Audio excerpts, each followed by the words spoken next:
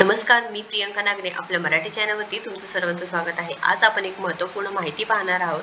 तर उच्च शिक्षण घेणाऱ्या मुलींना मोफत शिक्षण ही योजना आपल्या सर्वांनाच माहिती आहे, पण आता त्यामध्ये किती अंमलबजावणी करण्यात येत आहे किंवा हे किती खरं आहे, किती खोटं आहे या बाबतीत सविस्तर आपण संपूर्ण माहिती पाहणार आहोत। त्यामुळे शेवटपर्यंत व्हिडिओ नक्कीच बघा।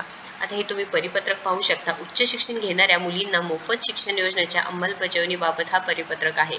तर यामध्ये सांगण्यात आलेलं आहे की या परिपत्रकाद्वारे सर्व माननीय प्राचार्य, माननीय संचालक, सर्व संलग्नित महाविद्यालये, मान्यताप्राप्त परिसंस्था यांना कळविण्यात येते की वरील संदर्भीय परिपत्रक उच्च शिक्षण घेणाऱ्या मुलींना मोफत शिक्षण या योजनेच्या अंमलबजावणीबाबत दिलेल्या निर्देशानुसार शासन व संचालनाद्वारे सहसंचालक कार्यालयाकडून परिपत्रकाद्वारे ऑनलाईन मीटिंगद्वारे व्हॉट्सअप ग्रुपवर या संदर्भात स्पष्ट निर्देश दिलेले आहेत। तरी मुलींना मोफत शिक्षण योजनेच्या विद्यार्थिनी पात्र आहेत या विद्यार्थ्यांना सदर योजनेचा लाभ मिळवण्याबाबत आवश्यक ती कार्यवाही कटाक्षाने करावी।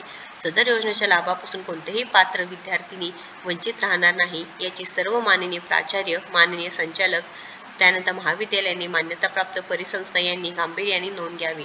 तर ही योजना नक्कीच खरी आहे। जी उच्च शिक्षण घेणाऱ्या मुली आहेत त्यांच्यासाठी मोफत शिक्षण योजना सरकारने काढली आहे।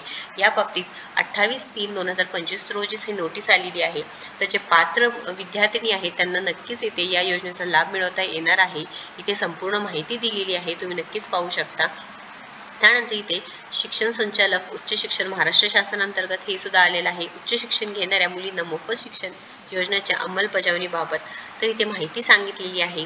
उपरोक्त विशेष अनुसरून कळविण्यात येते की शासन निर्णय 7/10/2017 नुसार राज्यातील शासकीय महाविद्यालये, शासन अनुदानित अशासकीय महाविद्यालये व कायम विनाअनुदानित महाविद्यालये, तंत्रनिकेतन, सार्वजनिक विद्यापीठे, शासकीय अभिमान विद्यापीठे व सार्वजनिक विद्यापीठे येणाऱ्या उपकेंद्रामधील मान्यताप्राप्त बिगर व्यावसायिक अभ्यासक्रमांना प्रवेशित कुटुंबाचे वार्षिक उत्पन्न रक्कम ₹8 लाख किंवा त्यापेक्षा कमी आहे अशा आर्थिकदृष्ट्या दुर्बल घटकातील मुलामुलींना शिक्षण शुल्क व परीक्षा शुल्क 100% लाभ देण्यात येते। तर ही संपूर्ण माहिती आहे। तर इथे उच्च शिक्षण घेणाऱ्या मुलींना अतिशय आनंदाची बातमी आहे। तुम्हाला आता मोफतपणे इथे शिक्षण घेता येणार आहे।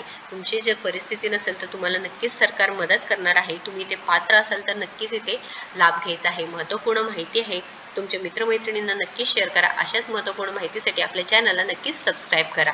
धन्यवाद।